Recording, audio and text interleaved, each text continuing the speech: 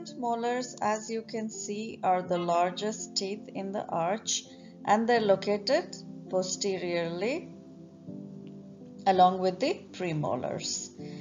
There are 3 permanent molars on each quadrant of the arch, so that is 6 in maxilla, and there are 3 on either side of the mandibular arch, so in total there are 12 in number. They are not succedaneous teeth. What is the meaning of succedaneous teeth? There is a prince and there is a king. Prince replaces the king as his successor.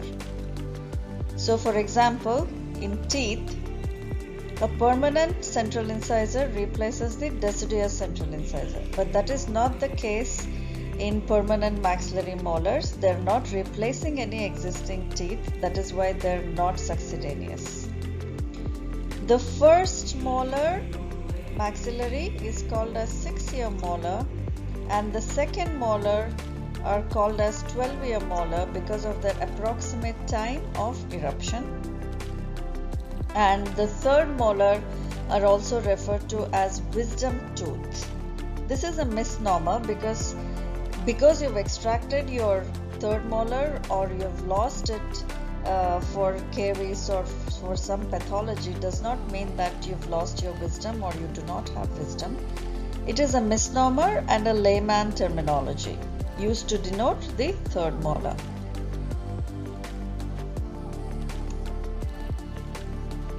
Apart from mastication or grinding, they also have a very small role in aesthetics and phonetics. Aesthetics is the appearance and phonetics is related to the speech. Main role in aesthetics comes from their muscle support and maintaining the vertical dimension. Vertical dimension is the distance between the tip of your nose to the chin, and this is usually lost whenever the posterior teeth are extracted. So in case of younger individual who has extracted molars, the muscle support and the vertical dimension is lost, and that is why they look oldish. Coming to the nomenclature, in the 2-digit system, the first number denotes the arch and the second number denotes the number of the tooth. So it is 16 and 26 for the maxillary first molar and 17 and 27 for maxillary second molar. In universal system, you can see that for first molar maxillary it is 3 and 14, and for second molar it is 2 and 15. Palmar notation system, very simple. You denote the upper arch and then you just write the tooth number. So maxillary first molar it will be 6, 6, and second molar will be 7 and 7. So upper first molar, as I already told you, is the largest tooth in the maxillary arch, and it has 4 cusps. If you look at the diagram here, from the largest to the smallest, mesiolingual cusp is the biggest, as you can see. Yes, this is followed by mesiobuccal and then distobuccal cusp, and the smallest is the distolingual cusp. You can see that it is the smallest. Yeah. Coming to the root, it has 3 roots, mesiobuccal root and distobuccal root. So basically we have 2 buccal roots, and there is 1 palatal root, a part of which you can see from here. From the buccal aspect, the general shape of the tooth is trapezoidal, and the longest side of the trapezoidal is parallel to the occlusal surface. The mesial contact area is located at the junction of the occlusal and the middle third, and distal contact area will be in the middle third. From buccal aspect, we can see 3 cusps. So this is the mesial side and this is the distal side. So this becomes the mesiobuccal cusp, and this is the distobuccal cusp, which are divided by a buccal groove which ends in a buccal pit. Okay. And from this aspect, we can see both the mesiobuccal and distobuccal cusp and a part of the palatal cusp. The height of contour of the buccal surface is located in the cervical ridge. The lingual surface is as wide mesiodistally as the buccal surface, so we do not have any lingual convergence. So there is no lingual convergence in case of maxillary first molar, very important. And another important feature is presence of an extra cusp, which is called as cusp of Carabelli on the mesiolingual cusp. Okay, the lingual groove separates the two lingual cusps, that is the mesiolingual cusp and the distolingual cusp. And like I said, on mesiolingual cusp, lingual to that is a cusp of Carabelli. Lingual height of contour is normally located in the middle third of the lingual surface. And if you see the roots, the palatal root is the longest, the largest and the strongest, and it has slight palatal inclination, which you'll be able to appreciate when we see the tooth from the mesial. So from the mesial surface, again the shape of the tooth is trapezoidal, but the longer side is now parallel to the cervical line. Only two cusps are visible from here, mesiobuccal and mesiolingual. How can you tell this is a mesiolingual? Because of the visibility of the cusp of Carabelli. Mesial marginal ridge, you can see the mesial marginal ridge here, yes, and the mesial contact area is situated more buccally and at the junction of the occlusal and middle third. And two roots are visible, the mesiobuccal root and the palatal root. If you remember, I told you the palatal root is inclining palatally, which you can appreciate from this aspect. And you can also appreciate the fact that the palatal root is the longest and followed by the mesiobuccal root. And mesiobuccal root has a slightly blunted apex. From distal aspect, the tooth is quite similar to the mesial aspect except for few differences. It is slightly smaller compared to the mesial surface. All the four cusps are visible because not only is the tooth small, the distal marginal ridge is slightly located cervically. The distal contact area is larger and is located more cervically, and all the three roots are visible from this aspect. And you can see that the distolingual root is slightly sharper apex. The cervical line has very little curvature and sometimes it even takes up a straight line.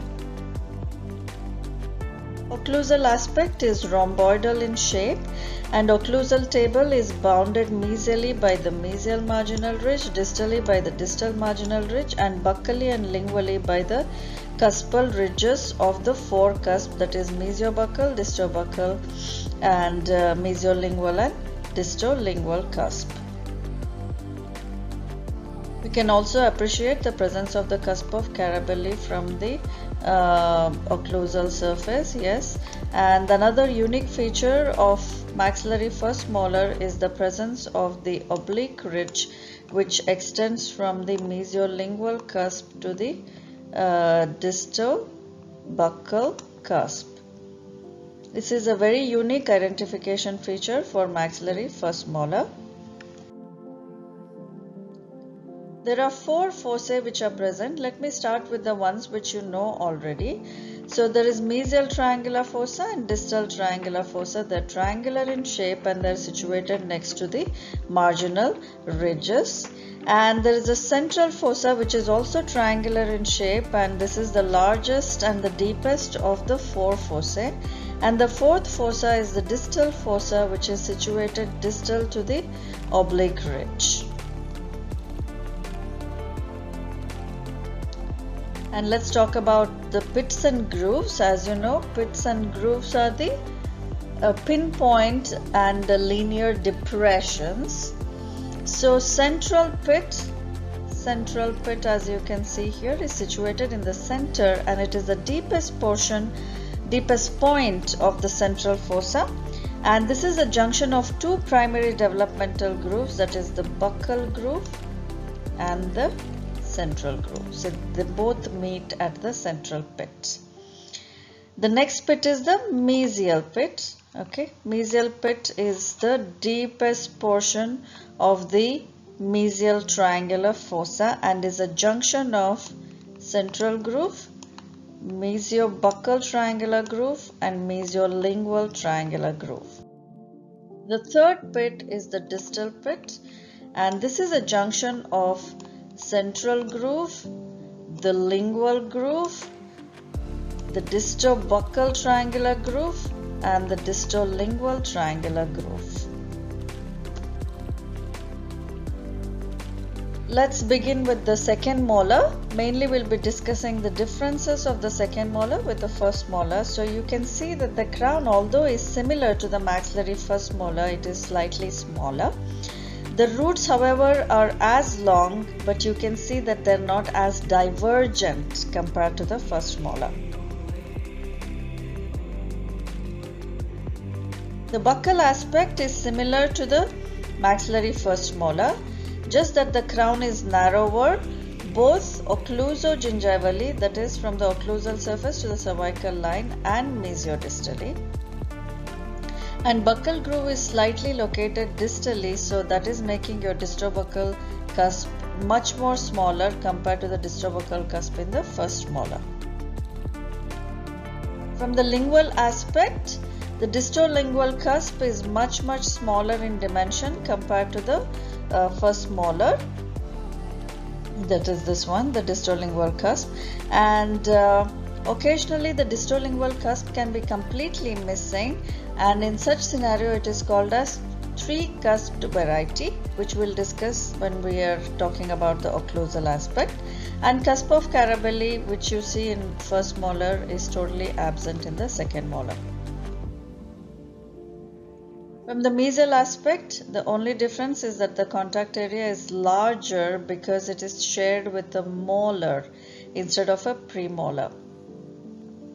As in, the upper first molar has its mesial contact with the premolar, which is a smaller tooth, whereas second molar has its mesial contact with the upper first molar. That is why the contact area is slightly larger or wider. From the distal aspect, because of the shorter and smaller distobuccal and distolingual cusp, much more of the mesiolingual and mesiobuccal cusp is visible compared to the upper first molar. And there are two major occlusal patterns. One is the rhomboidal, where it looks very much like the first molar except for the absence of the cusp of Carabelli. You can appreciate that here. This is the most common form, and the second form is the heart-shaped. If you remember when I was discussing the distolingual cusp, sometimes the distolingual cusp will be completely absent instead of being smaller in size. It goes completely absent. So in such scenario, it is a three-cusp variety and it takes up a heart-shaped occlusal pattern. There are some class traits which you must remember for a molar. So a molar is wider mesiodistally, that is from mesial to distal, compared to the cervico-occlusal length or the height of the crown.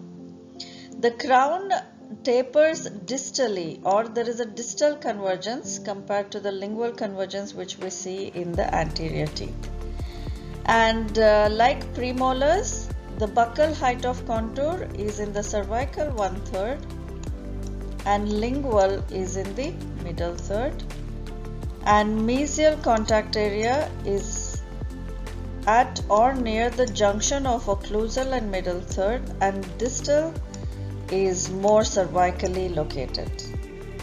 When we discuss mandibular molars in your next lecture, you will realize that the mesiolingual cusps of mandibular molars are longer or taller than the buccal cusps. Type traits distinguishing the first and second molar in maxillary arch. First molar will have cusp of Carabelli, second molar does not have it. The roots of first molars are spread apart or divergent, second molars are not divergent. The rhomboidal outline of maxillary molar is more twisted in case of second molar compared to the first molar. That is, acute angles are more acute and obtuse angles are more obtuse on maxillary second molars. Thank you and keep smiling. These are the learning objectives.